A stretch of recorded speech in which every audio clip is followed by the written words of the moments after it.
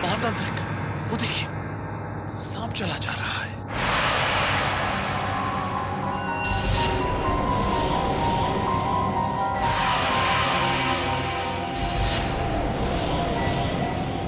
यदि इनमें से कोई जीवन या ज्वाला है तो निश्चित ही उसे अपने असली रूप में आना होगा, परंतु यदि हम लोग साथ साथ रहेंगे तो वो अपने वास्तविक रूप में नहीं आ पाएगा। तो हमें क्या करना चाहिए महातांत्रिक? यहाँ से कहीं दूर निकल जाना चाहिए क्या? बहुत दूर जाने की आवश्यकता नहीं है छेनू, यही किसी पेड़ की ओट में छुप जाओ और जैसे ही वो अपने वास्तविक रूप में आए उस पर अग्निबाण छोड़कर आक्रमण कर दो। अग्निबाण? हाँ, इसके झोले में जो सामग्री है उसमें अग्निवर्षा की भीषण क्षमता है। जाओ, समय नष्ट न करो, लाओ हमें दो, जाओ। ओम कराल वदनम घोरम मुक्त केशीम।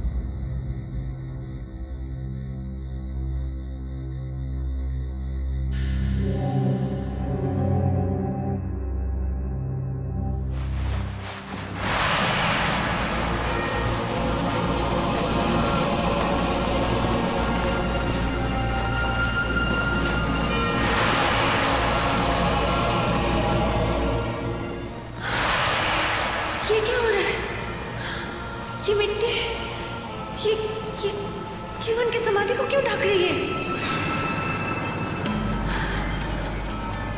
अवश्य कोई अपशगुन हो चुका है।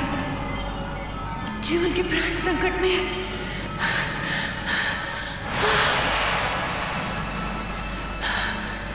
मुझे वो खंजर वहां से निकालना ही पड़ेगा। वरना कुछ और देर हो गई तो ये समाधि का अस्तित्व ही मिट जाएगा।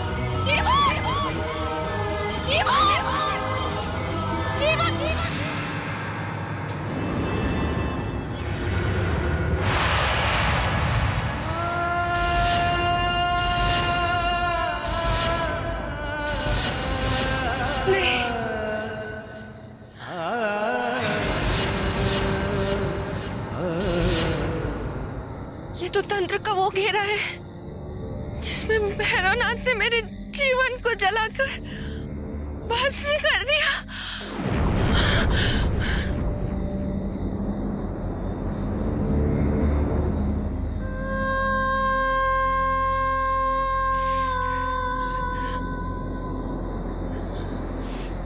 मेरा जीवन भस्म बन गया।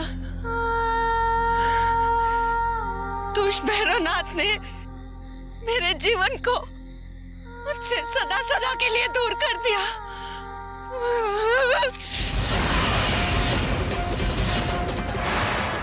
तुझे नहीं छोड़ूंगी भैरवनाथ।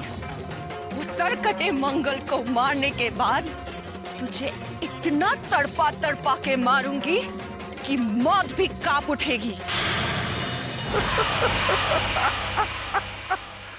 ज्वाला को जब पता चलेगा कि उसका जीवन सदा सदा के लिए उससे दूर चला गया है तो खून के आंसू बहाएगी उसकी जहरीली आंखें।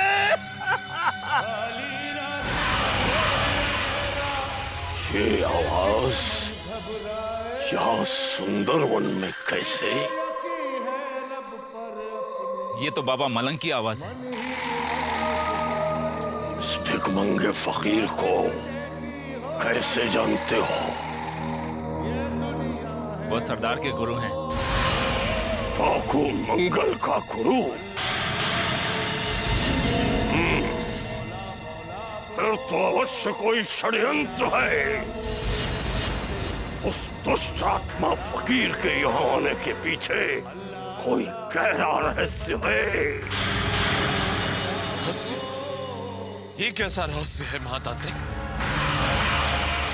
एक फकीर जो सदा संसार की भलाई के लिए जंगल जंगल भटकता फिरता है, ऐसे में उस पर संदेह करना ये कारण मेरी कुछ समझ नहीं आया। एक डाकू का गुरु संत नहीं हो सकता। अवश्य ही यह कोई शैतान है जो योजना बनाकर उस गुफा की ओर जा रहा है जहां वो तिरस्मी खंजर छुपा है। यदि वो फकीर के रूप में कोई शैतान हुआ तो आपके क्रोध से कभी नहीं बच पाएगा। अब उसकी अग्नि परीक्षा लेने का समय आ गया है महातांत्रिक। लेकिन बाबा मलंग तुम्हारी हर परीक्षा में खरे उतरेंगे तांत्रिक, क्योंकि उन्हें संसार में न चांदी से मतलब है न सोने से। अभी पता चल जाएगा।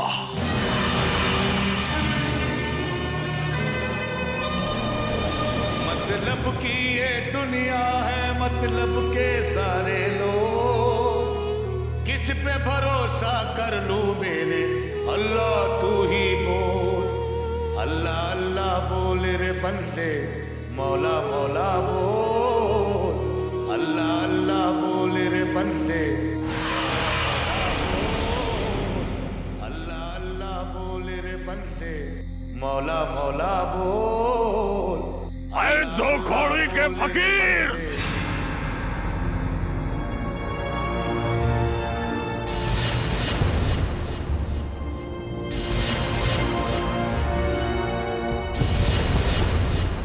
किस कारण से तू मैनपुरी का जंगल छोड़कर सुंदरवन की गुफा की ओर जा रहा है? भैरवनाथ, अरे फकीर के लिए क्या गुफा क्या पहाड़, क्या पर्वत। अरे जिस रास्ते पे चलने का दिल किया, फकीर चल पड़ा। अरे इसी का नाम तो फकीरी है। तेरे दिल में लालच है, लालच, और लालच दोज़ख का दरवाजा है। नहीं, फकीर नहीं है, शैतान है तू। अल्लाह अल्लाह करके दुनिया को धोखा दे सकता है, भाई रामनाथ को नहीं। धोखा तो तू अपने आप को दे रहा है।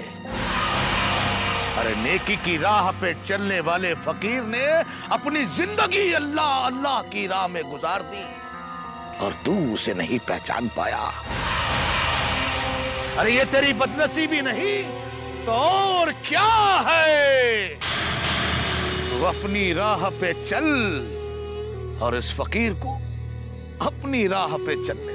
अल्लाह अल्लाह बोले रे बंदे, मौला मौला बोल। अल्लाह अल्लाह बोले रे बंदे, मौला मौला। रुक जा भिखारी।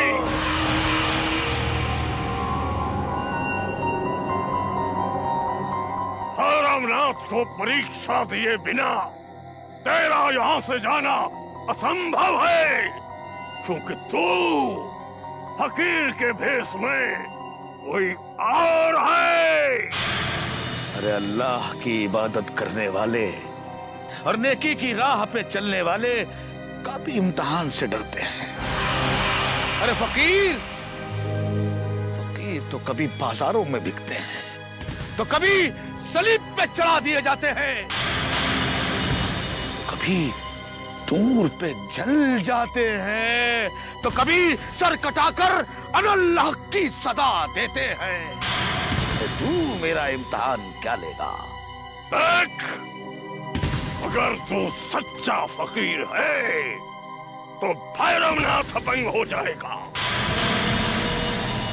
अगर तू फकीर के भेष में कोई और है तो अंग भंग हो जाएगा तेरा।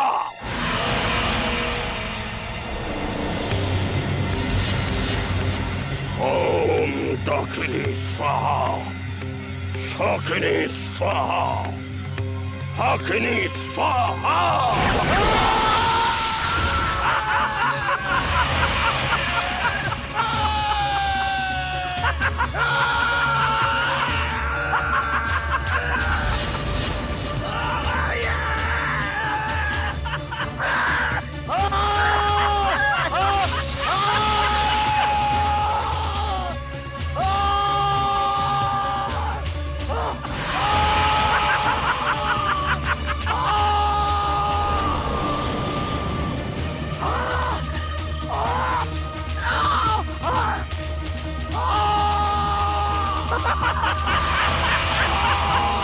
देखा चलो, तेरे सरदार का गुरु पाखंडी निकला। आश्चर्य है तांत्रिक, जिस मलंग को हम अब तक फकीर समझ रहे थे वो तो शैतान निकला।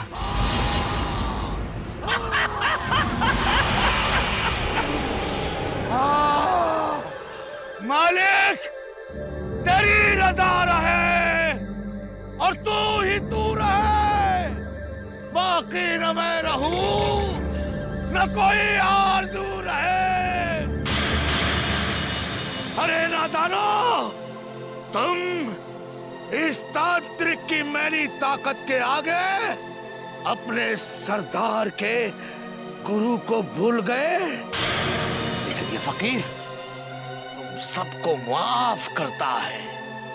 अगर तुम्हें मेरे दोनों हाथ काटने में भी खुशी मिलती है तो ले जाओ मेरे दोनों हाथ काटकर। ये फकीर तुम्हारी खुशी में खुश है। अल्लाह अल्लाह। बंद करिए अल्लाह अल्लाह करना। अगर हम चाहते तो तुझे भस्म में भी बदल सकते थे, अगर नहीं हम तुझे तिल तिल करके मरते देखना चाहते हैं। कहीं हमारे मार्ग में आने की कोशिश मत करना नीच बहरूपिये, वरना दूसरी टांग भी जाती रहेगी। अब चलो। मुक्तकेशीं चतुर्भुजां दक्षिणां कालिकां दिव्यां मुंडमाला विभूषितां। भैरवनाथ, अब तेरी मौत मेरे हाथों लिखी है। तूने मेरी टांग खत्म करके मेरे इन दोनों हाथों को तेरे खून से रंगने पर मजबूर कर दिया है।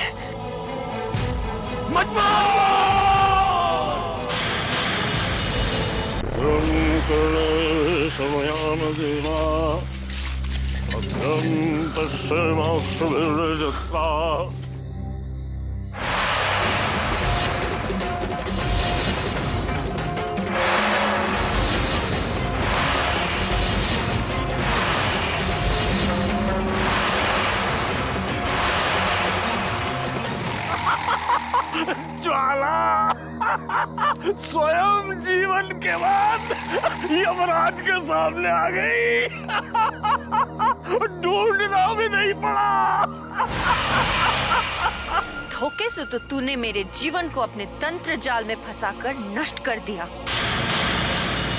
पर तेरा तंत्र मेरा कुछ नहीं बिगाड़ सकता। मैं तुझे इतनी भयानक मौत दूंगी कि फिर कभी कोई दुष्ट तेरे पद चिन्हों पे चलने का साहस भी नहीं करेगा।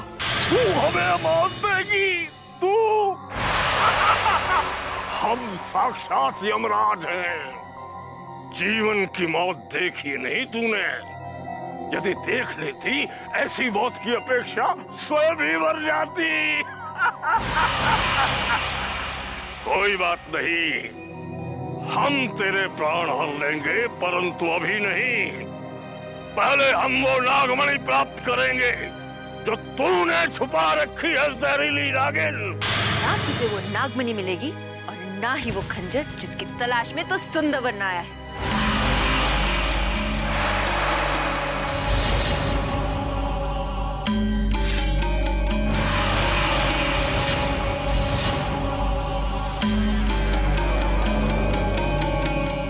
देख ये खंजर जो मेरे हाथ में है, इस पर अब तेरी मौत लिखी है।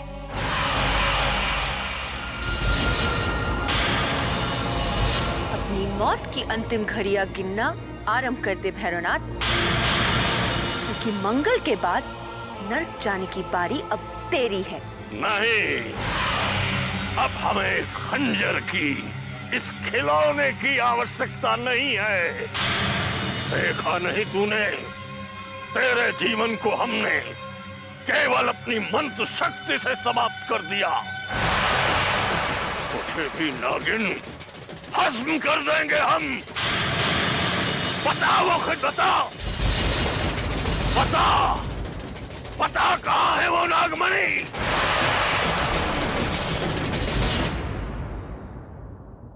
नहीं, अब हमें इस खंजर की, इस खिलौने की आवश्यकता नहीं है। देखा नहीं तूने, तेरे जीवन को हमने केवल अपनी मंत्र शक्ति से समाप्त कर दिया। तुझे भी नागिन भस्म कर देंगे हम।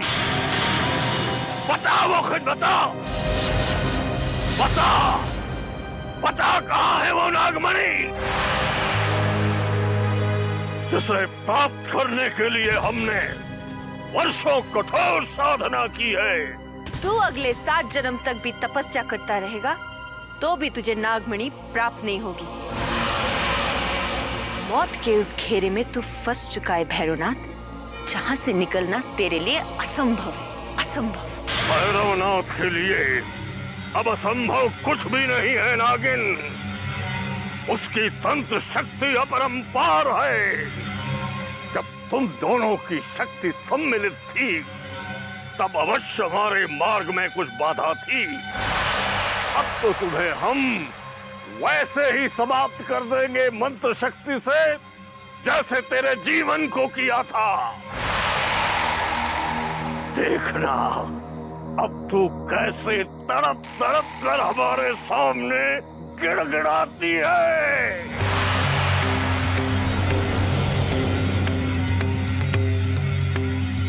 शाकिनी स्वाहा, शाकिनी स्वाहा, शाकिनी स्वाहा।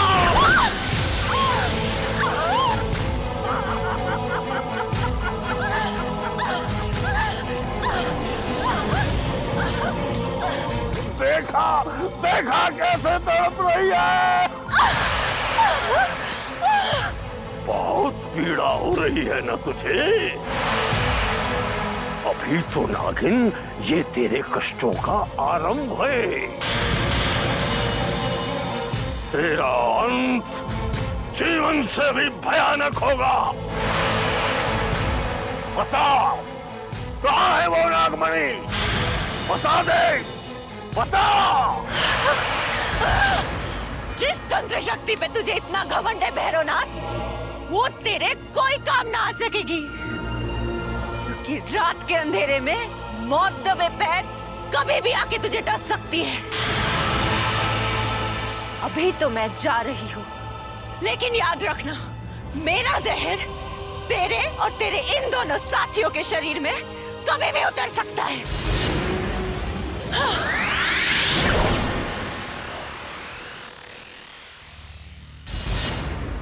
वो नागिन तो तुम्हें धमकी देकर जिंदा यहाँ से निकलकर भाग गई तांत्रिक। वो कभी भी हमें डस सकती है। तुमने उसे यहाँ से जाने क्यों दिया? यदि उसे भी जीवन की तरह जलाकर भस्म कर देते तो सदा सदा के लिए हमारे अंतिम शत्रुओं का विनाश हो जाता महातांत्रिक। अब वो कभी भी घात लगाए हम पर आक्रमण कर सकती है।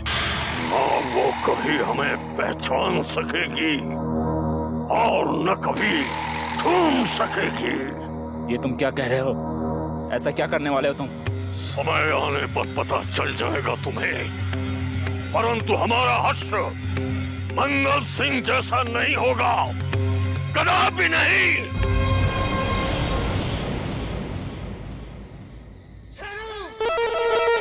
सरदार, सरदार, ये तो सरदार की आवाज है। हमारा सरदार मर चुका है छेनू। मुर्दे कभी बोला नहीं करते। नहीं बिरजू, मैं अच्छी तरह पहचानता हूँ। ये मेरे सरदार की आवाज है, उसे मेरी जरूरत है। रुको छेनू। कोई तुम्हें भ्रमित करने की कोशिश कर रहा है। महातांत्रिक के आने से पहले ये स्थान छोड़ना हमारे लिए उचित नहीं है। नहीं, सरदार मुझे आवाज दे, मुझे उसकी जरूरत है और मैं उसके पास जाऊंगा। छेनू, सरदार, सरदार, सरदार,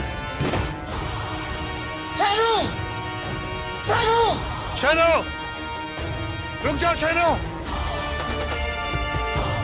रुक जाओ छेनू।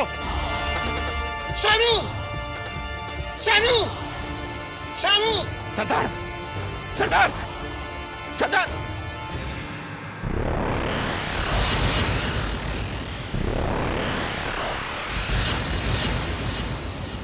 हम तुम्हें कब से खोज रहे हैं छेनू? लेकिन क्यों? तुम मुझे उस वक्त पे मिल चुके हो जब मंगल जिंदा था, लेकिन सरदार अब इस दुनिया में नहीं रहा। फिर तुम मुझे क्यों पुकार रहे हो? हम तुम्हारे सरदार मंगल सिंह हैं छेनू, तुम्हारे सरदार। नहीं, झूठ बोल रहा है तू। तू इससे पहले भी बाबा मलंग के रूप में हमें धोखा दे चुका है। मैंने तुम्हें पहले ही आगाह किया था छेनू। अवश्य ही ये कोई तुम्हारा शत्रु है, तुम्हारे सरदार की तरह तुम्हें भी मौत के घाट उतारने आया है। खामोश।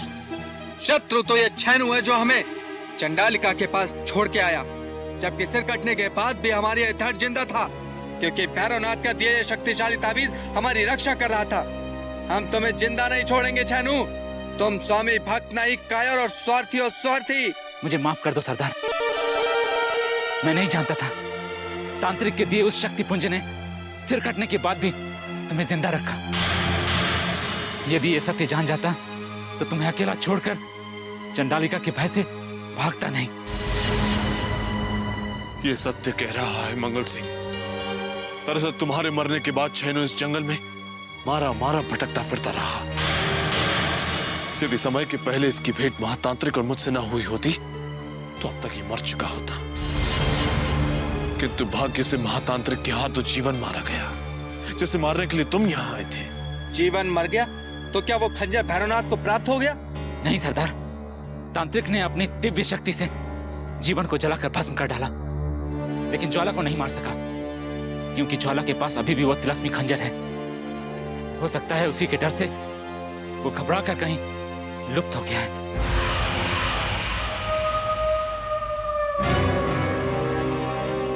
हे मां चंडालिका, हे महाशक्ति, तेरे इस पुत्र भैरवनाथ ने वर्षों रक्त अर्पित करके तेरी साधना की है मां, परंतु आज तक तुझसे कुछ नहीं मांगा।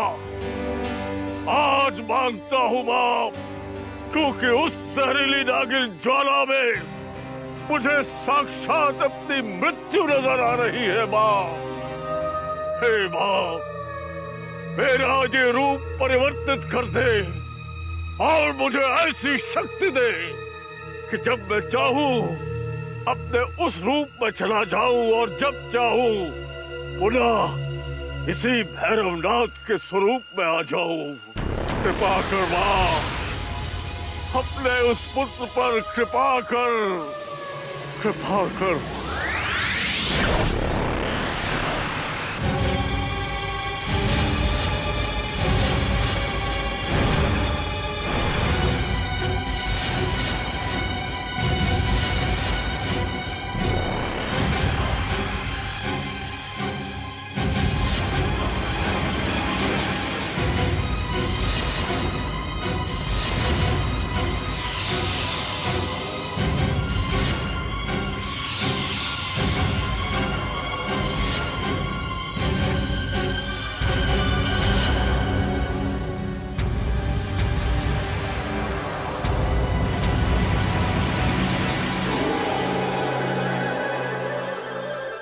भले ही तू शैतान की शक्ल बदलकर फरिश्ते की शक्ल इख्तियार कर ले भैरवनाथ, लेकिन मेरे मालिक ने मुझे हकीकत से दूर नहीं रखा। तू अपने इरादों में कभी कामयाब नहीं हो पाएगा। जय मां चंडिका, तेरा ये बेटा, तेरा ये उपकार सदैव याद रखेगा मां।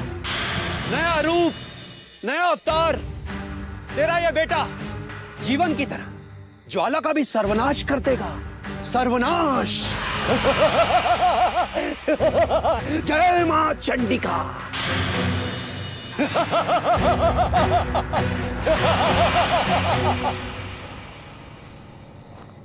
रंग बदलती दुनिया में है रंग बदलते लोग, किस पे भरोसा कर ले बंदा, अल्लाह तू ही बोल, अल्लाह अल्लाह बोल रे बंदे, मौला मौला बोल, अल्लाह अल्लाह। शुभ कार्य आरंभ होते ही दुष्ट फकीर को अनिष्ट मुक्त दिलाई पड़ गया, मगर इस समय हमें इसे मूर्ख बनाकर दूर हटाने में ही समझदारी होगी। अल्लाह अल्लाह बोल रे बंदे, मौला मौला बोल। प्रणाम बाबा।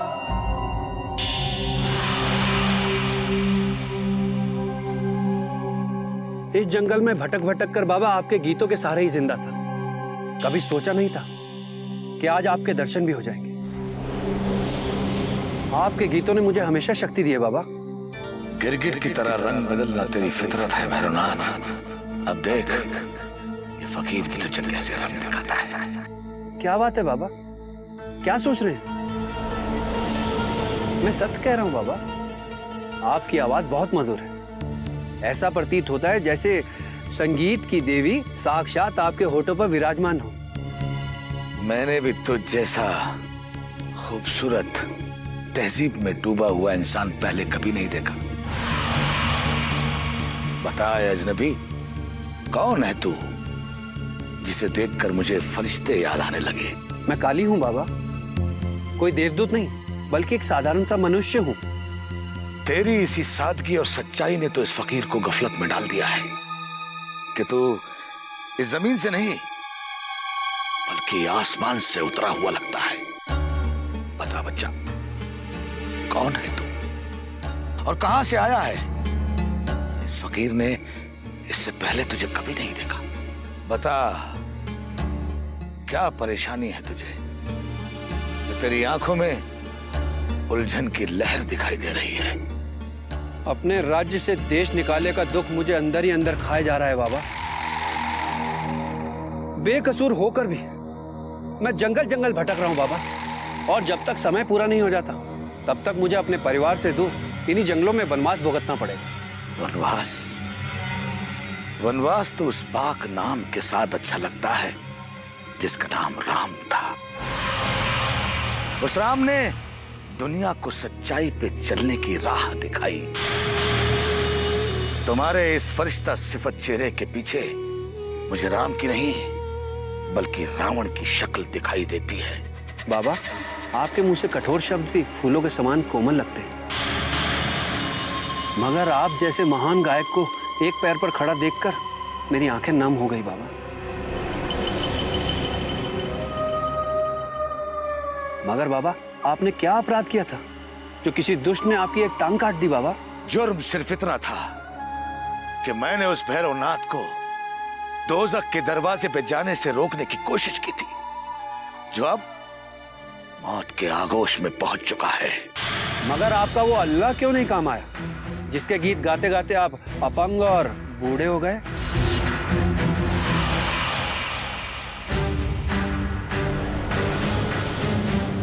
उस शैतान को नेकी पे चलने की दावत दी थी तो मेरे उस परवरदिगार ने मुझे ये मासूम तोहफा दे दिया। लेकिन तेरी छोटी सी उम्र में तुझे क्या समझ आएगा और क्या समझना बाकी रह गया है तेरा? क्या? अरे अपनी राह पकड़ जहां सिर्फ कांटे ही कांटे हैं। कांटों पर चलने की आदत ने ही तो काली का नाता फूलों से तोड़वा दिया है। मैं आपके लिए प्रार्थना करूंगा कि आपके दूसरे हाथ में बैसाखी ना आए। प्रणाम।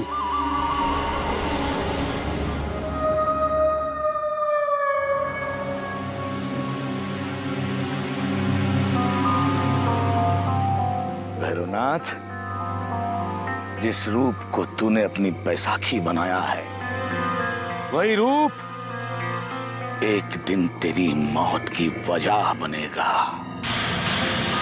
तेरे इस फरिश्ता सिफत शक्ल के पीछे छिपे हुए शैतान को ज्वाला की निगाहें पहचान लेंगी। उसकी निगाहों से बच नहीं सकेगा तू, नहीं बचेगा।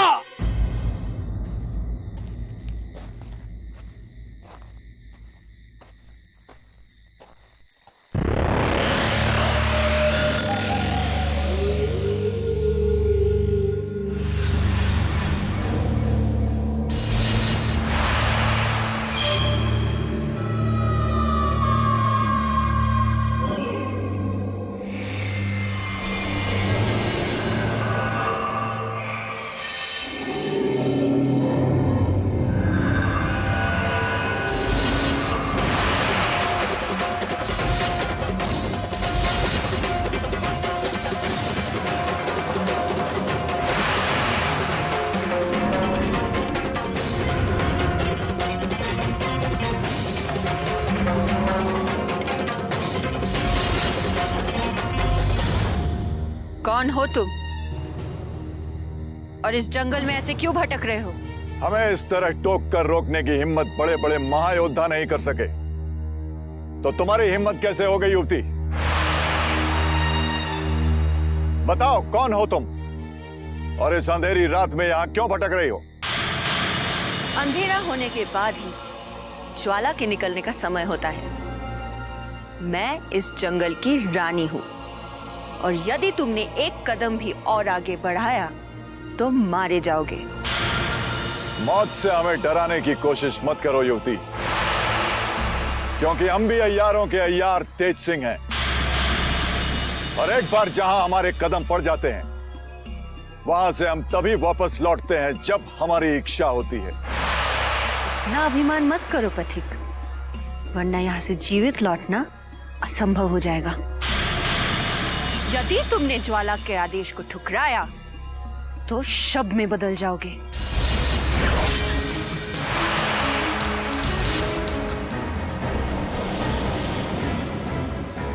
अगर तुम्हारे स्थान पर किसी युवक ने हमें ये धमकी दी होती तो अभी तक हम उसे शव में बदल चुके होते। भूल कर भी हमारे सामने आने की हिम्मत मत करना युवती, वरना जिंदा नहीं बचोगी। ज्वाला की इच्छा के बिना तू तो क्या, सुंदर वन की धरती पर कोई जिंदा नहीं बच सकता।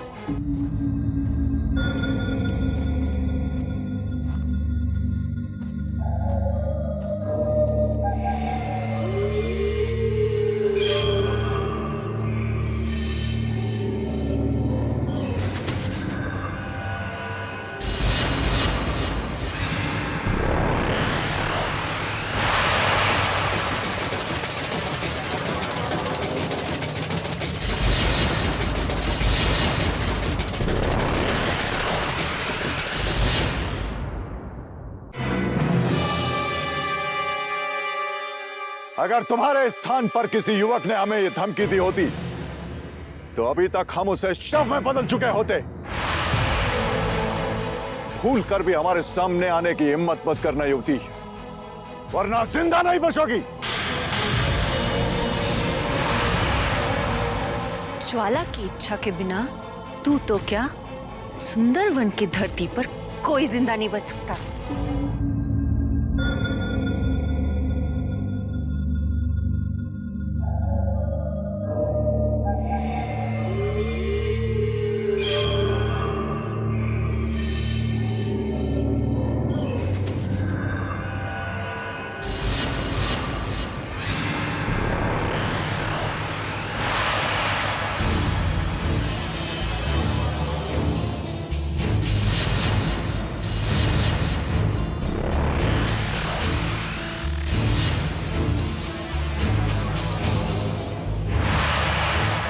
कहीं ये वही जहरीली नागिन तो नहीं जिसका आतंक सारे जंगल में फैला हुआ है? कौन है तू? शीघ्र बता, वरना हमारी ये तलवार तेरे टुकड़े टुकड़े कर देगी।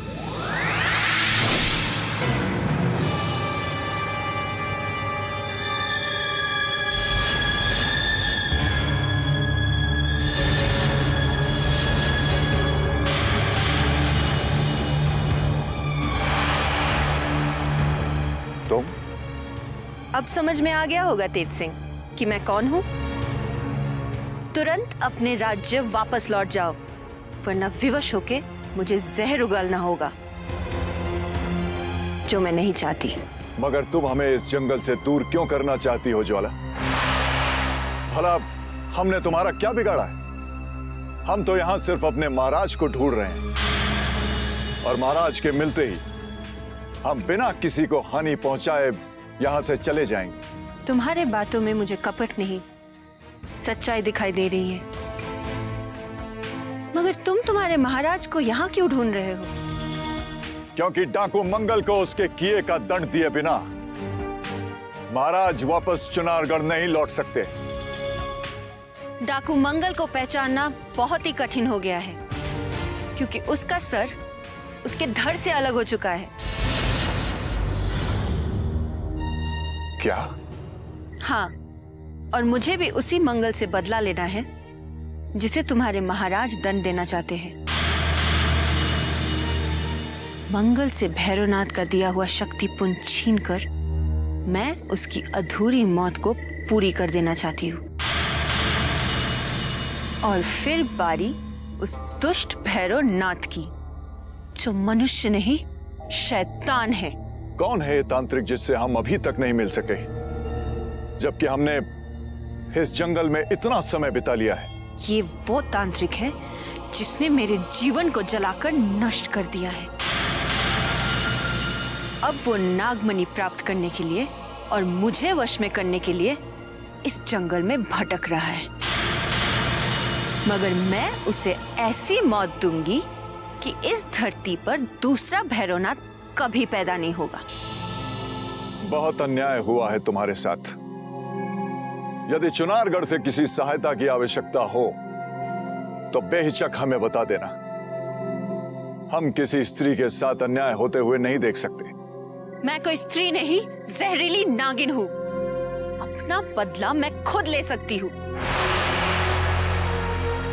मगर तुम भी संभल के रहना। यहाँ बहुत सारे दुष्ट घात लगाए बैठे हैं।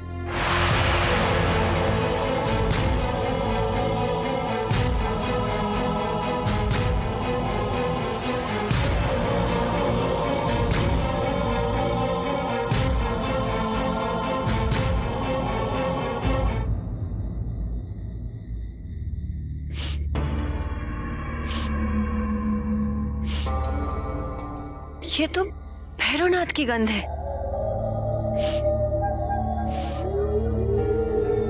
हवा में मिले हुए उस दुष्ट की गंध ये बता रही है कि वो इधर ही आ रहा है।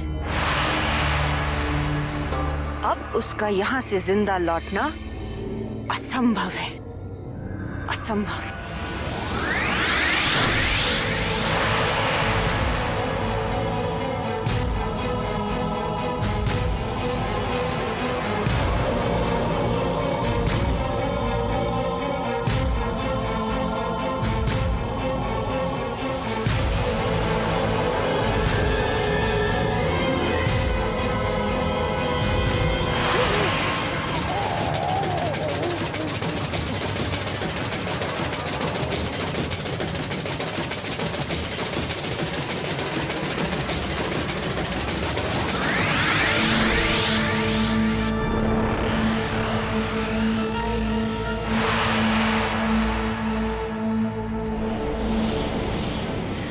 ये मैंने क्या कर दिया? भैरवनाथ के भ्रम में मैंने एक निर्दोष को डस लिया। तुरंत इसकी जान बचानी पड़ेगी, वरना मुझ पर और एक पाप लग जाएगा। क्या हुआ पथिक, तुम इस तरह क्यों तड़प रहे हो? हमारी गंध के कारण ज्वाला ने हमें डस तो लिया है, मगर अब चेहरा देखकर अवश्य वो भ्रमित हो गई होगी। डरो मत, मैं समझ गई हूँ तुम्हें किसी सांप ने डस लिया है। मैं उस जहर को चूस कर तुम्हें स्वस्थ कर दूंगी।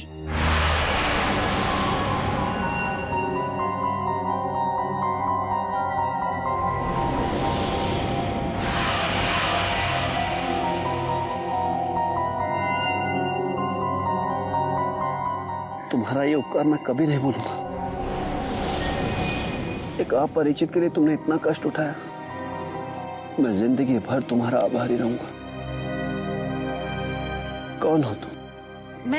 मैं सपेरन गंगा हूँ, पर तुम कहो कौन हो तुम? और इस अंधेरी रात में सुंदरवन में क्यों भटक रहे हो?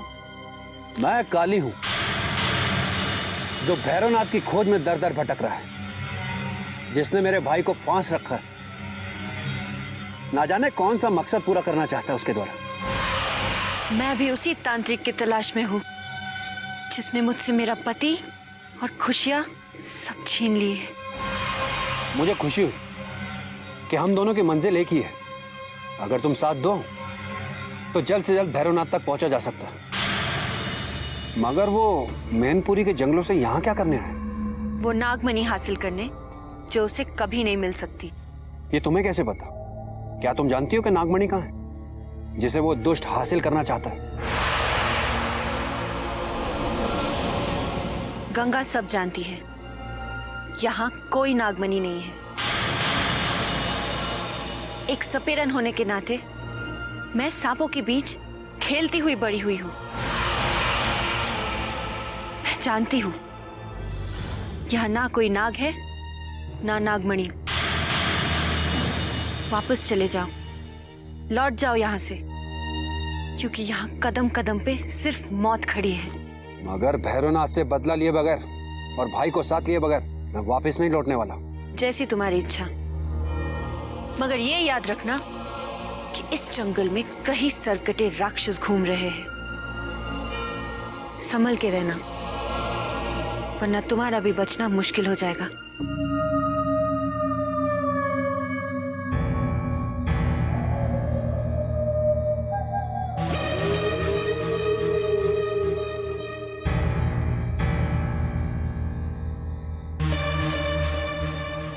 सुबह होने वाली है बिरजू, और तांत्रिक का अभी तक कोई पता नहीं चल पाया है। मुझे संदेह है वो किसी संकट में न फंस गया हो। अरे शुभ शुभ बोलो छेनो। यदि महातांत्रिक पर कोई संकट आ गया तो हम दोनों भी घोर संकट में फंस सकते हैं।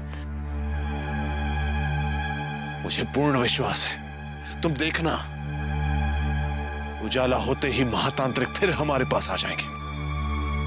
वो अब नहीं आएगा बिरजू।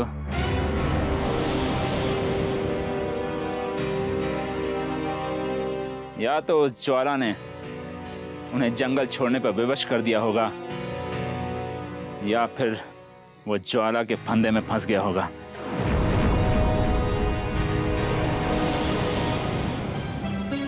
तुम क्या समझते हो? महातांत्रिक कोई कायर है? वो किसी तुच्छ नागिन के भय से जंगल छोड़कर भाग जाएंगे? जिसे तुम तुच्छ समझ रहे हो बिरजू, वो तुच्छ नहीं बल्कि भयानक जहरीली नागिन है। वो ना जाने अब तक कितनों को मौत के घाट उतार चुकी है।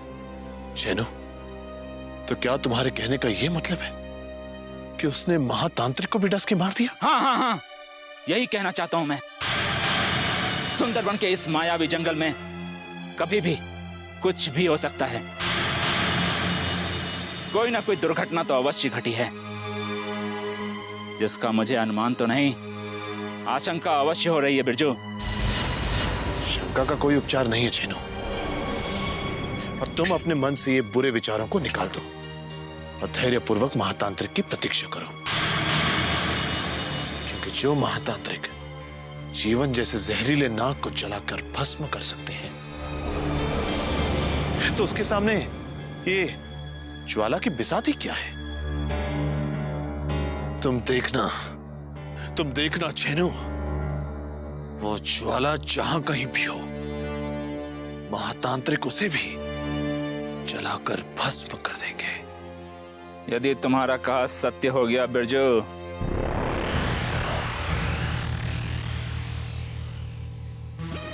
और ज्वाला का विनाश हो गया, तो इस भयानक जंगल से बाहर निकलने के हमारे समस्त मार्ग खुल जाएंगे।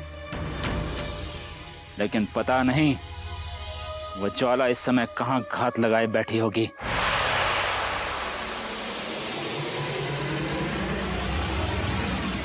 क्यों पीछे पड़ी हो हमारे पिताश्री के तुम? आखिर चाहती क्या हो? हमारे साथ इन जंगलों में भटक रही हो तुम? चली जाओ यहां से। बार बार कह चुकी हूं कि मुझे कुछ नहीं चाहिए। महल, चौबारे और धन दौलत, इन सब से मेरा मोह भंग हो चुका है युवराज।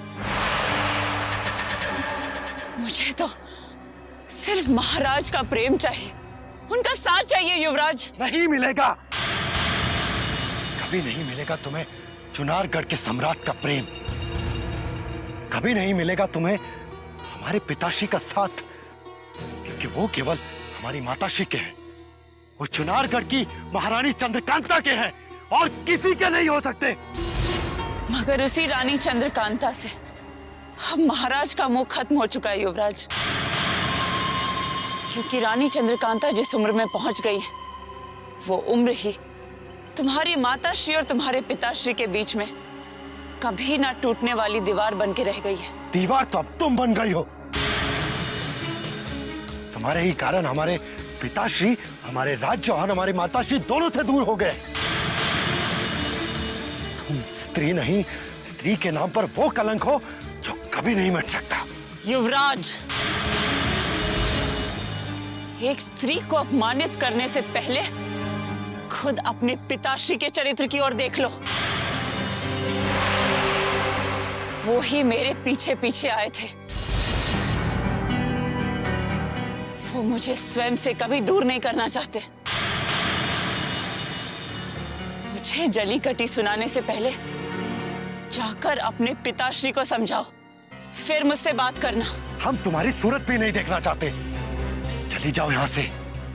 यदि पिताश्री यहाँ नहीं होते, वो महल लौट गए होते, तो अब तक हम तुम्हारी हत्या कर चुके होते। शीघ्र अतिशीघ्र हमारी दृष्टि के सामने से दूर हो जाओ, अन्यथा आज तुम्हें कोई नहीं बचा सकेगा। तो जाओ और कह दो अपने पिताश्री से कि मुझसे दूर हो जाएं। यदि वो तुम्हारी बात सुनकर मुझसे दूर चले जाते तो मैं भी कभी अपनी सूरत उन्हें नहीं दिखाऊंगी, मगर वो तो स्वयं ही अपने चरित्र का पतन कर चुके हैं। काजल!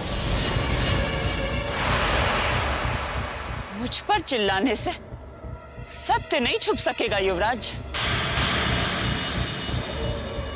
अपने जिस पिताश्री पर इतना गर्व करके तुम मुझे अपमानित कर रहे हो, वो तो अब उस ज्वाला के पास भी जाने लगे हैं, जो रात रात भर उन्हें अपने पास रखने लगी है।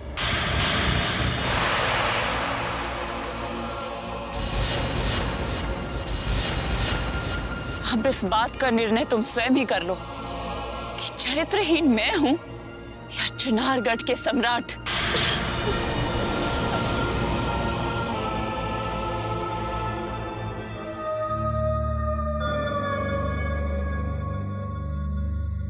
हमारे पिताश्री सब कुछ भूलकर इन पराई स्त्रियों में डूब जाएंगे, यह हमने कभी नहीं सोचा था। और अब ये ज्वाला कौन है? ज्वाला मैं हूं युवराज।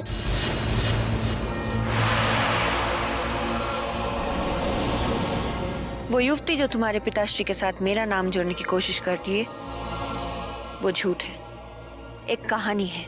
यदि ये झूठ है तो तुम इस भयानक जंगल में क्या कर रही हो?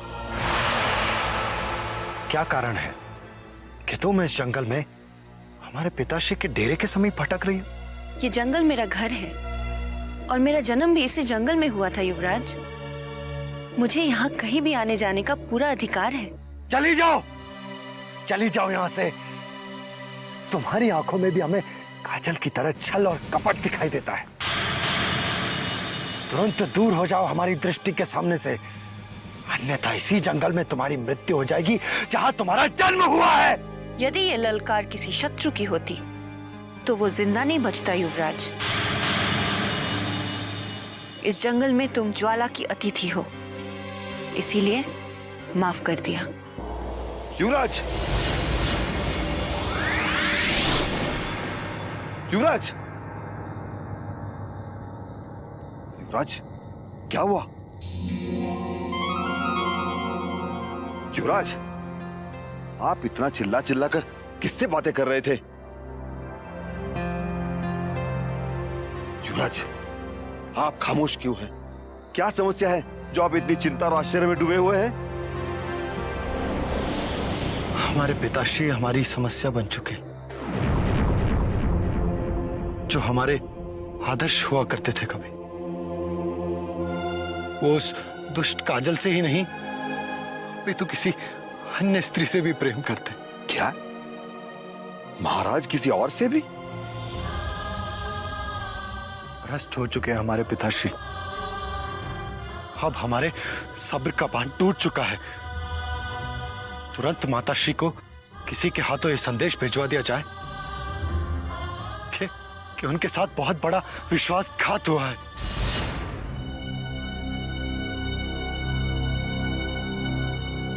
खेमे में ना महाराज मिले ना उनके सैनिक, नहीं सब कहां चले गए?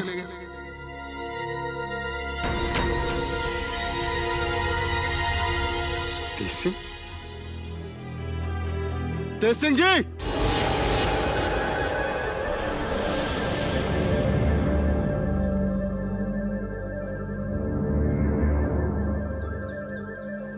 जगन सिंह, तुम अचानक यहाँ? मुझे महारानी जी ने महाराज के नाम ये संदेश पत्र देकर भेजा है। अब मैं डेरे पे गया तो मुझे वहां कोई नहीं मिला। महाराज अपने साथ युवराज इंद्रजीत, संग्राम सिंह और काजल को लेकर सुंदरवन की ओर निकले हैं। सुंदरवन की ओर? मगर क्यों? डाकू मंगल सिंह से युवराज आनंद को छुड़ाने के लिए और डाकू मंगल से बदला लेने के लिए महाराज सुंदरवन की ओर निकले हैं। महारानी जी का यह संदेश पत्र उन्हें देना अत्यंत आवश्यक है, क्योंकि महारानी जी बहुत चिंतित रहने लगी हैं महाराज के बिना। उनका स्वास्थ्य भी बहुत तेजी से बिगड़ता जा रहा है। हम महाराज से मिलने ही जा रहे हैं जगन सिंह। अगर भाग्य प्रबल रहा तो महाराज से जल्द ही भेंट होगी।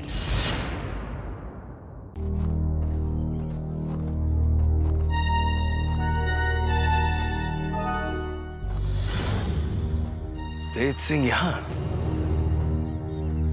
तेज सिंह! महाराज,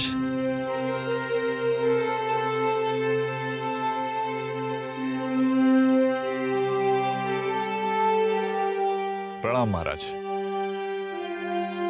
हम आप ही से मिलने आ रहे थे कि मार्ग में हमें जगन सिंह मिल गए। ये आपके नाम महारानी का संदेश पत्र लाए हैं। महाराज, महारानी जी ने मुझे संदेश पत्र दिया है और उन्होंने कहा है कि मैं आपको अपने साथ में लेकर आऊं।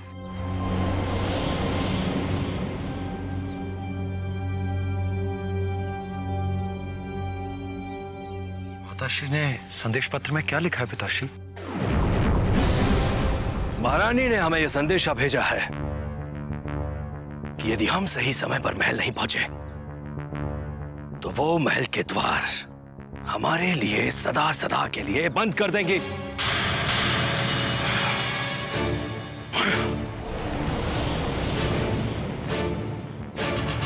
इस संसार में अभी ऐसे किसी व्यक्ति ने जन्म नहीं लिया जिसमें इतना साहस हो कि वो हमारे महल के द्वार हमारे लिए ही बंद कर सके। फिर महारानी ने हमें यह संदेश भेजने का साहस कैसे किया जगन सिंह? महाराज, महारानी जी अकेली पड़ चुकी हैं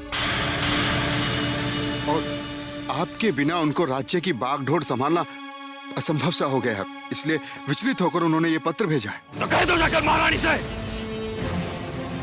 कि जब तक हमारा कार्य पूरा नहीं हो जाता तब तक सम्राट वीरेंद्र सिंह महल वापस नहीं लौटेंगे। आपको वापस लौटना होगा पिताश्री, क्योंकि इस समय मंगल को पकड़ने से महत्वपूर्ण कार्य माताश्री के आदेश का पालन करना है। खामोश!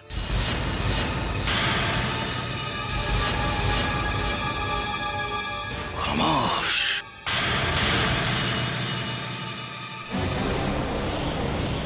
शायद तुम नहीं जानते कि चुनारगढ़, नौगढ़ और विजयगढ़ के सम्राट को किसी के आदेश का पालन करने की आदत नहीं है।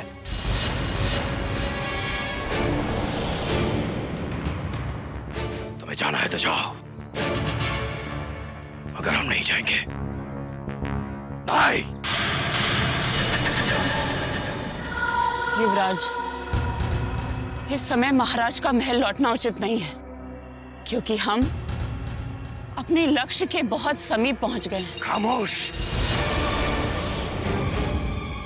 खामोश रहो तुम। हम तुमसे कोई सलाह या मशवरा नहीं लेना चाहते, क्योंकि तुम हमारी माताश्री का सुख और चैन सब छीन लेना चाहती हो।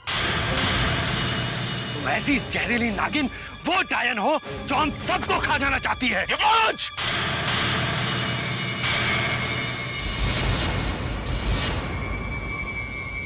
काजल का अपमान करके तुमने आज हमारा अपमान किया है। इसी वक्त, यदि इसी वक्त तुमने काजल से क्षमा नहीं मांगी तो आज पिता और पुत्र का रिश्ता सदा सदा के लिए समाप्त हो जाएगा। तो हो जाने दीजिए।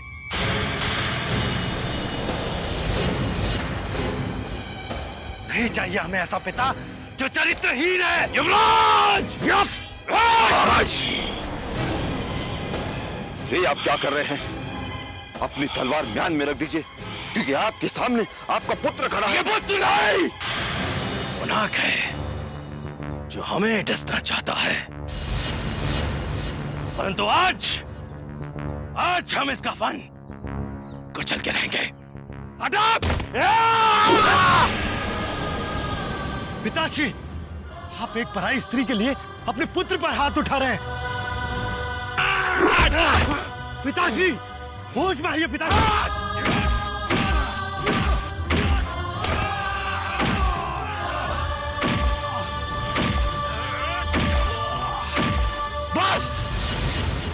बस पिताश्री,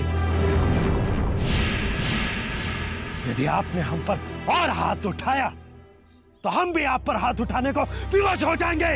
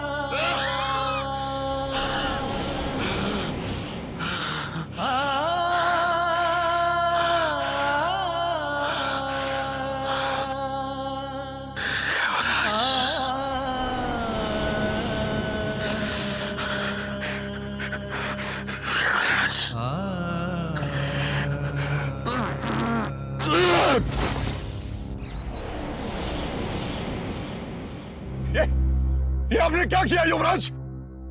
आपने यहाँ तो अपने पिता का कत्ल कर दिया।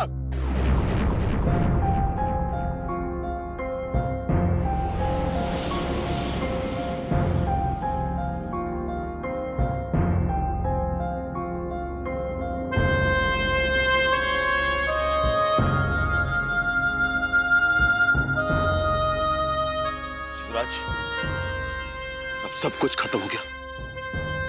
महाराज के शव को लेकर महल लौटने के सिवा अब कोई मार्ग नहीं बचा है।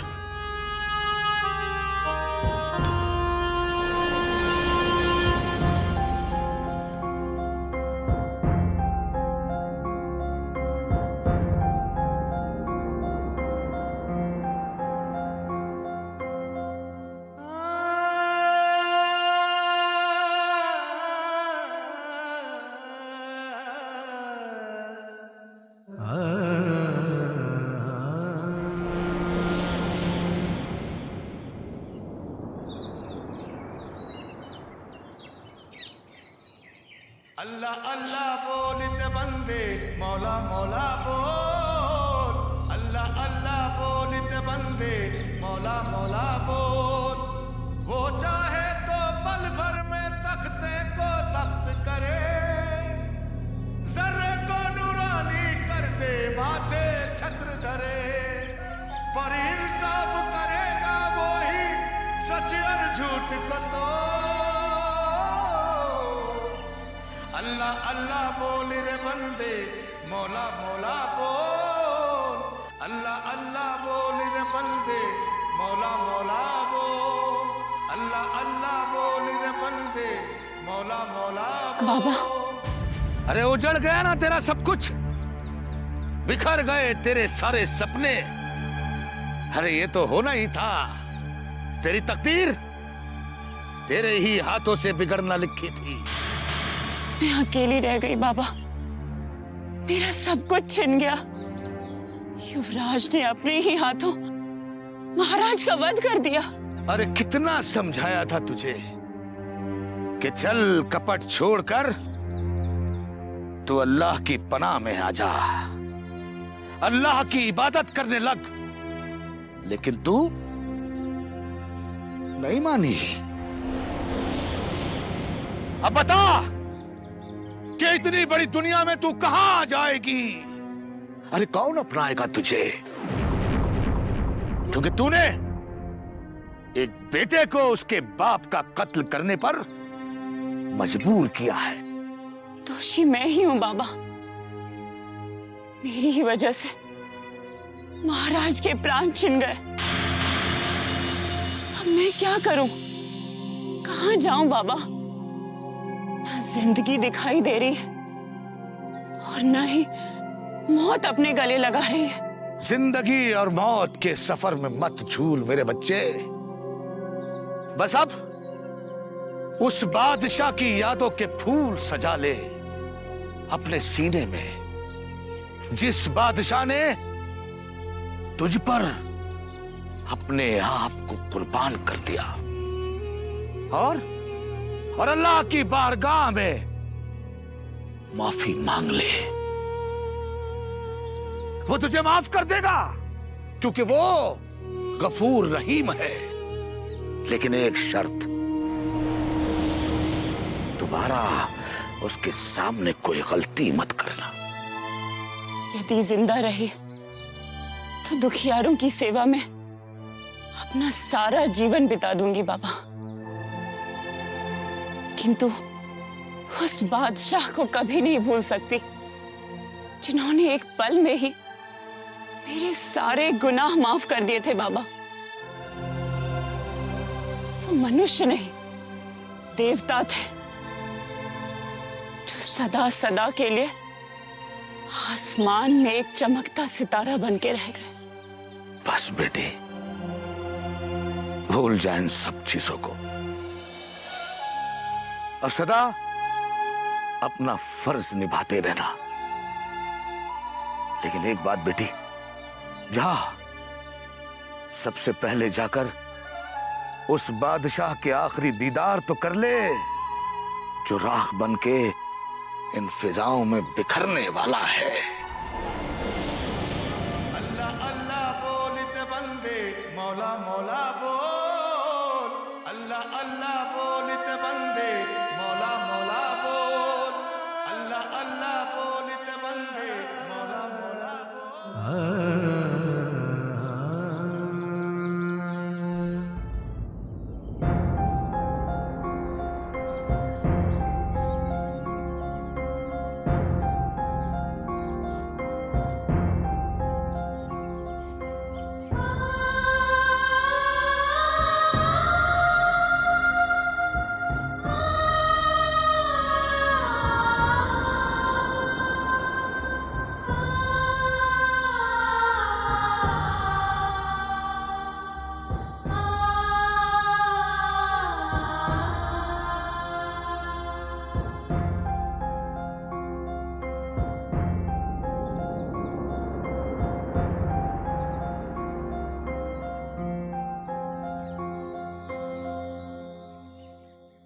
संग्राम सिंह,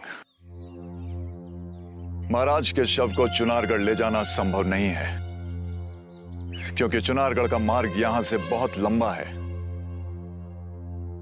और वहां तक पहुंचते पहुंचते हम महाराज के शव को सुरक्षित नहीं रख पाएंगे। और यदि चुनारगढ़ की प्रजा को पता चल गया कि महाराज की हत्या युवराज के हाथों हो गई है तो प्रजा बगावत कर सकती है। इसलिए हमारे विचार से महाराज का अंतिम संस्कार यही करना उचित होगा तेज सिंह। और युवराज इस बात को समझ सकेंगे? वो अवश्य महाराज के शव को चुनारगढ़ ले जाने की जिद करेंगे, परंतु हमें उन्हें समझाना होगा। हमें क्षमा कर दीजिए पिताश्री, अपने क्रोध को हम वश में न रख सके और आपको सदा सदा के लिए खो दिया।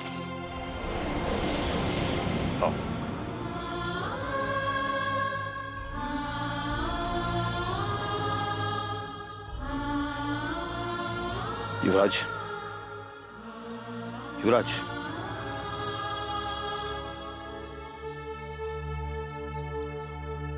अब महाराज से बिछड़ने का समय आ गया है।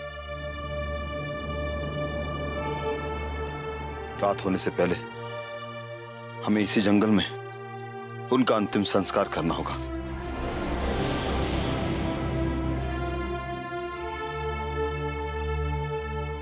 नहीं, हम पिताश्री को चुनारगढ़ लेकर जाएंगे। हम पिताजी को महल लेकर जाएंगे और माताश्री के सामने ये स्वीकार करेंगे कि उनकी मांग का सिंदूर अब नहीं उजाड़ा।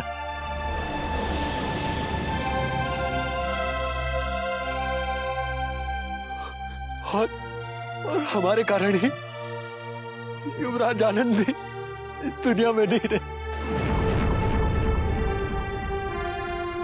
युवराज, हम आपके दुख और आपकी पीड़ा को अच्छी तरह से समझते हैं, परंतु महाराज के शव को चुनारगढ़ ले जाना किसी भी हाल में संभव नहीं है। इसीलिए हम महाराज का अंतिम संस्कार यहीं पर इसी जगह पर करने के लिए विवश हैं। नहीं, हम ऐसा नहीं कर सकते। हमारे राज्य की प्रजा और माताश्री को हम क्या उत्तर देंगे? पिताश्री को पहले ही हम सबसे दूर कर चुके हैं। हम उनके अंतिम दर्शन से हम उन सबको दूर नहीं कर सकते। युवराज, अब चुनारगढ़ की प्रजा के भाग्य में महाराज के अंतिम दर्शन नहीं लिखे हैं,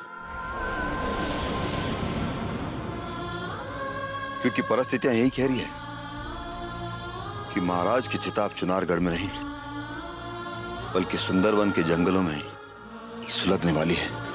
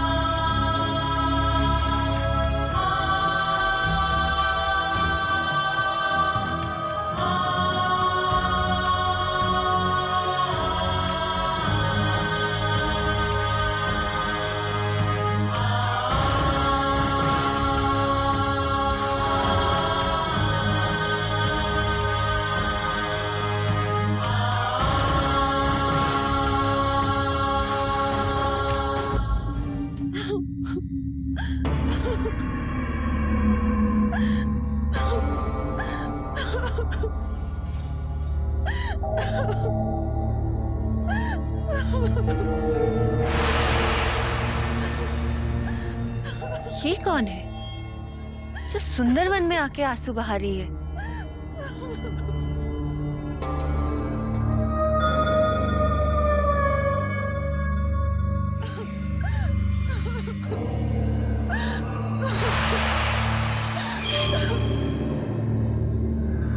मंजरी?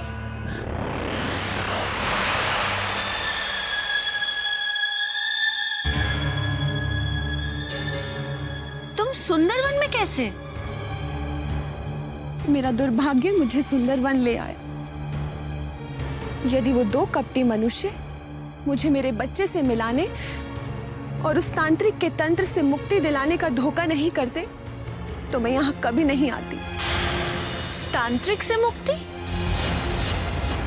वो दो कपटी मनुष्य मेरे बताए मार्ग के सहारे सुंदरवन तक पहुंचने में सफल होते ही न जाने कहां गायब हो गए और मैं कुछ ना कर सकी।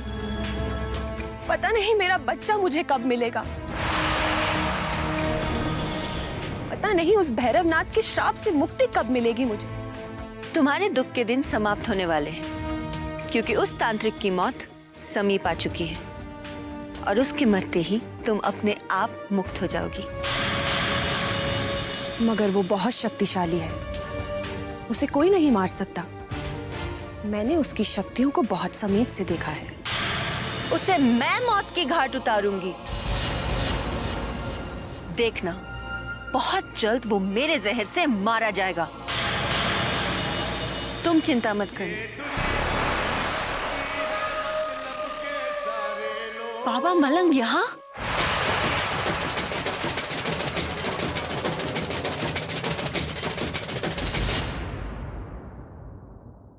अल्लाह अल्लाह बोल रे बंदे, मौला मौला बोल।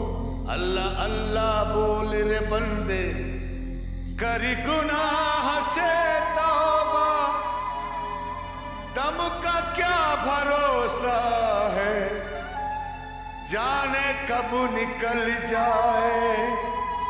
अल्लाह अल्लाह अल्लाह बोल रे बंदे, मौला मौला बोल। बाबा,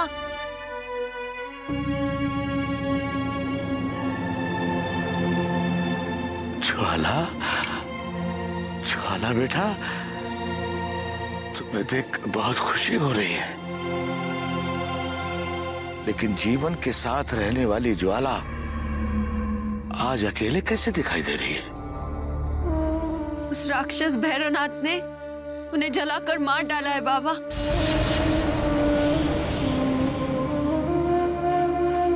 उस हैवान ने तुम्हें फिर से जीवन से अलग कर दिया। वो रब्बुल इज्जत उसे कभी माफ नहीं करेगा। ईश्वर उसे माफ कर भी दे तो ज्वाला उसे कभी माफ नहीं करेगी बाबा। बस उस सुरक्षा कवच को तोड़ने की देर है, जिसके सहारे वो अभी तक जिंदा है।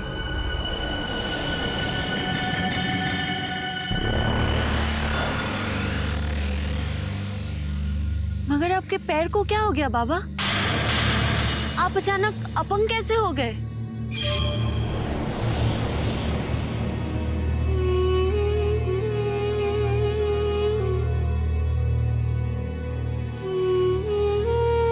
हाल में खुश, बेहाल में खुश, वो रखे जिस हाल में खुश। एक शैतान को राह दिखाई और एक पैर को खोने की सजा पाई। मैं समझ गई बाबा, अवश्य उसी तांत्रिक ने ये पाप किया है। अब उसका अंत बहुत निकट आ गया है बाबा। जीवन को जलाने के बाद उसने आप जैसे संत को अपंग किया है। वो जहां भी दिखेगा वही उसकी कब्र बनने वाली है। तुम जिस भैरवनाथ को जानती हो बेटा, उसने अपना रूप बदल लिया है। उसने अपने चेहरे पर दूसरा चेहरा चढ़ा लिया है।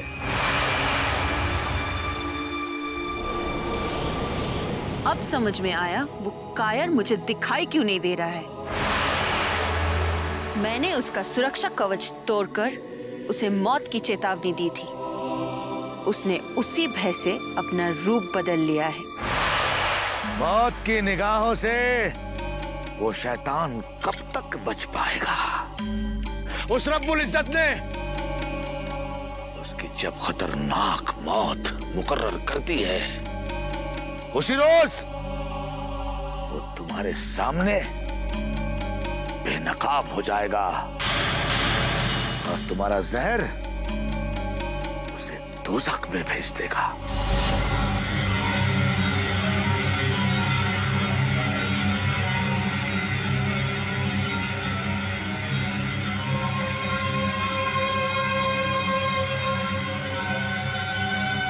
इतनी देर से ज्वाला को ढूंढ रहा हूं, ना जाने कहां चली गई।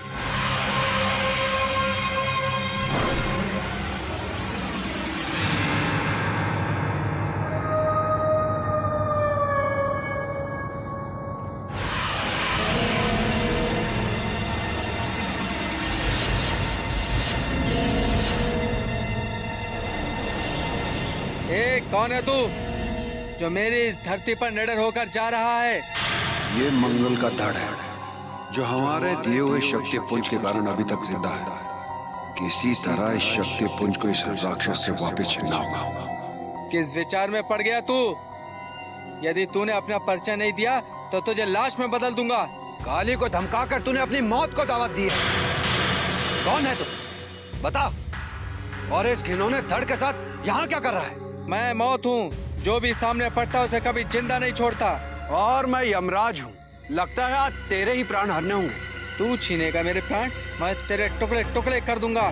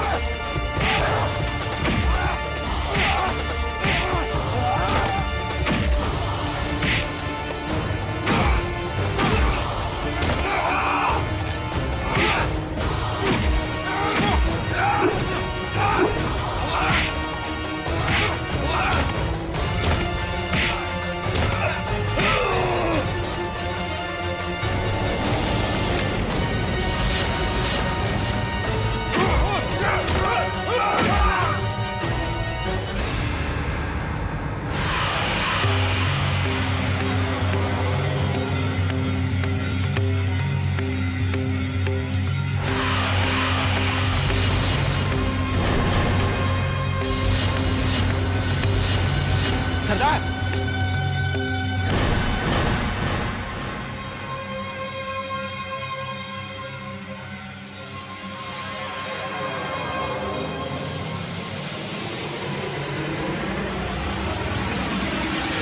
सरदार, कौन है ये जिससे तुम लड़ रहे थे? पता नहीं ये कौन है जो हमें अपना परिचय नहीं दे रहा है। मगर तुम इतने घबराए हो क्यों दिखाई दे रहे हो छैनू? सरदार, वो तांत्रिक विश्वासघाती निकला। हमें बीच मझधार में अकेला छोड़कर न जाने कहां लुप्त हो गया है। मैं भी उस भैरवनाथ की तलाश कर रहा हूँ जिसने मेरे भोले भाले भाई को वश में कर उन गुफाओं में भेज दिया जहां पर वो तिलिस्मी खंजर छिपा हुआ। मगर तिलिस्मी खंजर लेने के लिए तो उस भैरवनाथ ने मुझे भेजा था। इसका मतलब ये हुआ कि भैरवनाथ अपना मतलब साधने के लिए हमसे छल कर रहा है। मैंने उस दुष्ट भैरवनाथ की सेवा में कभी कोई कसर नहीं छोड़ी, किंतु वो न मेरा सगा निकला और न ही किसी और का। सबको धोखा देकर वो पाखंडी भाग निकला। यदि वो मुझे एक बार दिख जाए तो मैं उसे जिंदा नहीं छोड़ूंगा, जिंदा नहीं छोड़ूंगा उसे। जिंदा तो अब तू नहीं बचने वाला, नमक हराम। सामने पैर छूकर आशीर्वाद लिया करता था, मगर पीछे से आग उगल रहा है। वो तांत्रिक अब मंगल के हाथों नहीं बचेगा। उसने मंगल के साथ जो छल किया है उसका दंड उसे भुगतना ही पड़ेगा। तो जाओ, देर मत करो। वो दुष्ट को पकड़ो जिसने तुम्हारे साथ छल किया। अगर वो मुझे मिल गया ना तो मैं उसकी हत्या कर दूंगा। नहीं, भैरवनाथ की मौत होगी तो मेरे हाथ से होगी, मेरे, क्योंकि उसकी वजह से ही मुझे अपना शीश गंवाना पड़ा। और हाँ, तुम दोनों सुनो, उस पाखंडी भैरवनाथ को तुम दोनों भी जाकर ढूंढो। उसके बचकर निकलने का कोई भी रास्ता बचना नहीं चाहिए।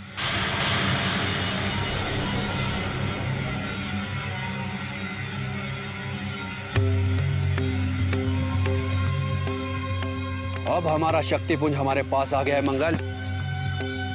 अब तुम्हें ज्वाला के जहर से कोई नहीं बचा सकता।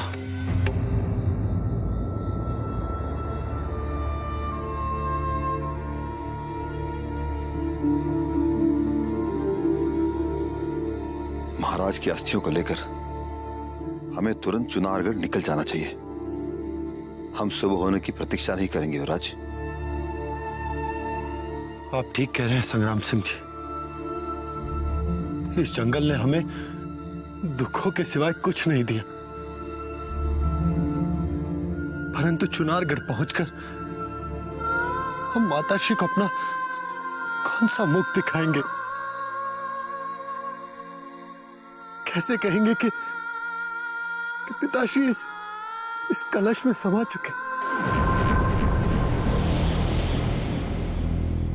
हम आपके मन में चल रही दुविधा को अच्छी तरह से समझ सकते हैं युवराज, परंतु आज नहीं तो कल आपको महारानी और चुनारगढ़ की प्रजा का सामना तो करना ही होगा। चलिए युवराज। युवराज चलिए। रुकिए युवराज।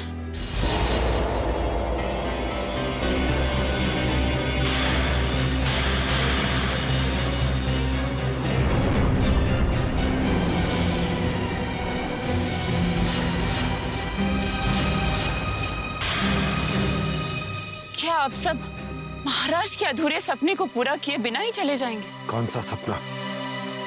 क्यों आई हो तुम यहाँ?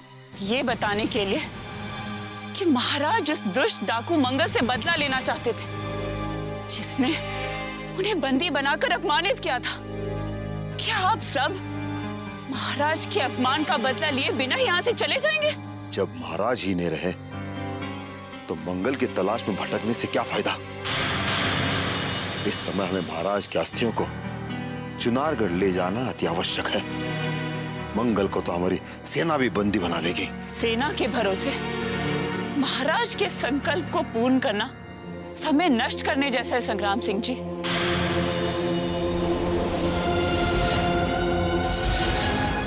यदि आप लोग मेरा साथ नहीं देंगे तो मैं स्वयं महाराज के संकल्प को पूर्ण करूंगी।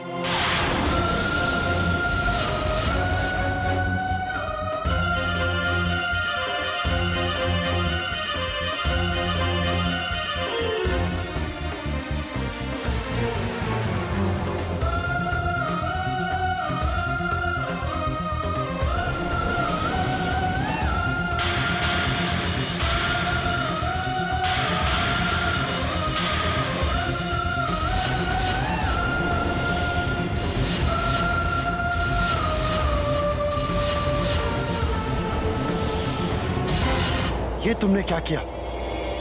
अरे पिताश्री के शरीर की भस्म को अपने माथे पर क्यों लगा लिया? ये मेरे लिए भस्म नहीं, बल्कि वो सिंदूर है जो मुझे मंगल तक पहुंचाने में मेरी सहायता करेगा। भले ही मैं चुन्नी लाल के इशारे पर महाराज को यहाँ छलने आई थी, किंतु ये कोई नहीं जानता कि मैं मरने के बाद भी महाराज से सच्चा प्रेम करती रहूंगी। और जब तक उनका अधूरा सपना पूर्ण नहीं हो जाता, मैं यहाँ से एक कदम भी पीछे नहीं हटाऊंगी। क्या तुम ये भूल गई कि इस जंगल में चंडालिका को रक्त चढ़ाए बिना आगे बढ़ा नहीं जा सकता? जानती हूँ, मैं अपना रक्त चढ़ाने के लिए तैयार हूँ, और यदि मेरा रक्त महाराज की इच्छा पूर्ण करने के काम आ गया तो ये मेरा सौभाग्य होगा। और आप एक बार फिर से चुनारगढ़ जाने के लिए विचार कर लीजिएगा।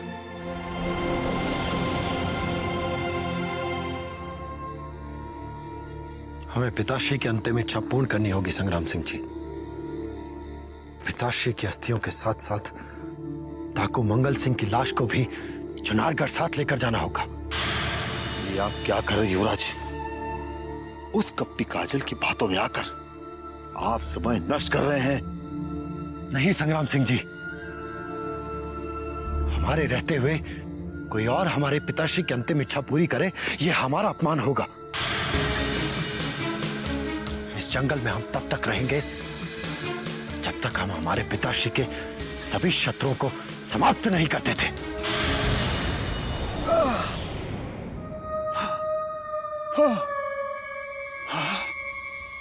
गजराज, सुंदर बनाकर बहुत बड़ी भूल कर दी हमने। चलते चलते पांव में छाले पड़ गए हैं, परंतु गुफा तो दूर, उसकी परछाई भी नहीं दिखाई दे रही है। क्रूर सिंह, तुम्हारे टोक टोक कर अपशगुन करने से हमें यहाँ कुछ हासिल नहीं होगा।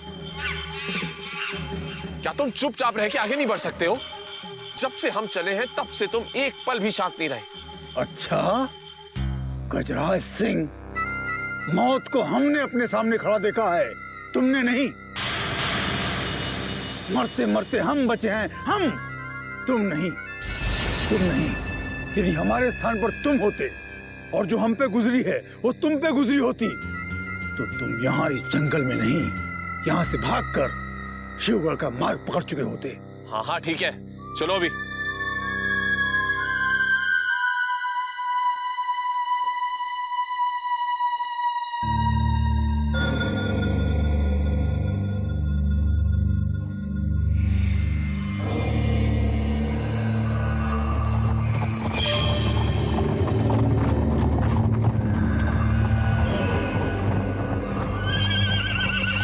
ये क्या क्रूर सिंह, इस वीराने जंगल में ये बिना सवार और बिना लगाम का घोड़ा कहां से आ गया?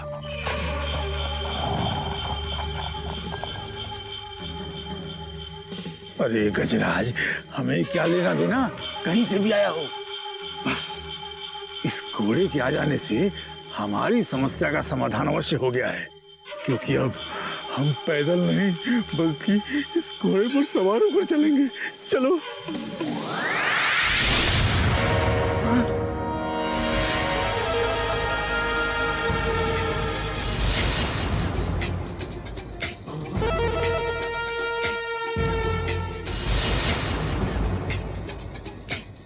कौन हो तुम? अब इस प्रश्न का उत्तर तो गजराज सिंह ही देंगे। कौन है तू सरकटे, जो घोड़े से मनुष्य बन गया? मनुष्य नहीं, मैं दानव हूँ, दानव, जिसकी दृष्टि से कोई बचकर नहीं निकल सकता, कोई नहीं। और हम वो महायोद्धा हैं जिसकी तलवार से ना कोई मनुष्य बच सकता है और ना कोई दानव। हट जा हमारे रास्ते से, नहीं तो ये जो बचा कुचा शरीर है ना, ये भी हम काट कर चील कौवों को खिला देंगे। मेरे जंगल में मुझे ही धमकाने का साहस? अब ना तू जिंदा बचेगा और न तेरा ये साथी।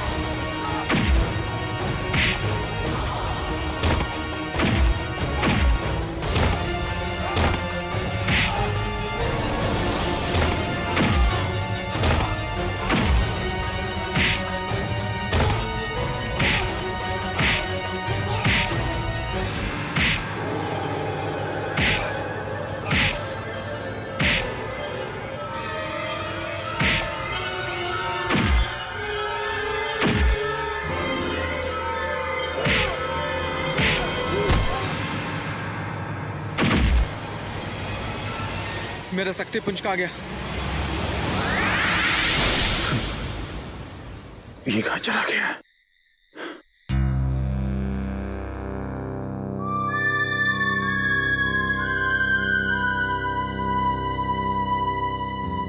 अरे ओ सिर कटे कायर, कहाँ भाग गया? यदि हिम्मत है तो आओ और सामना करो महायोद्धा क्रूर सिंह का। आओ। अब वो सिर कटा मायावी दानव हमारे सामने नहीं आएगा क्रूर सिंह, क्योंकि वो गजराज सिंह से डर कर भाग गया है। यदि हमने तुम्हारा साथ नहीं दिया होता तो वो मायावी इतनी सरलता से नहीं भागता। अब तुम देखते जाओ गजराज, इस जंगल में कोई भी मायावी शक्ति मेरे समक्ष टिक नहीं पाएगी। हमारा मतलब हमारे समक्ष।